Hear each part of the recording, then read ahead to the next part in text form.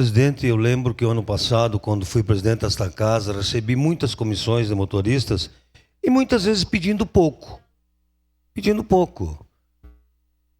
Local para descer passageiro, para pegar passageiro, como Pompeia, Catedral, CES. Luminoso para identificar, para ter mais segurança. Então, o dono da maior frota de veículos do mundo não tem um carro, não tem um veículo. Eu acho que nós precisamos de muita dignidade para os motoristas. Porque trabalhar 10, 12, 15 horas, isso é uma injustiça. Isso é muito ruim, é terrível.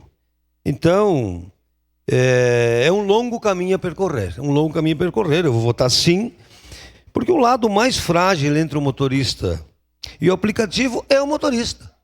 Então eu espero que o Congresso, espero que o debate, espero que o governo ache o melhor caminho.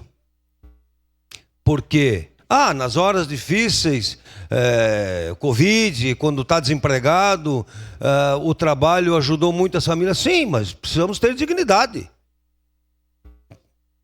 Porque na hora do conserto do carro, na hora que precisa trocar de veículo, aí vai tirar da onde? Então, espero que esse debate avance, mas com certeza precisamos dar dignidade aos motoristas. Obrigado, senhor presidente.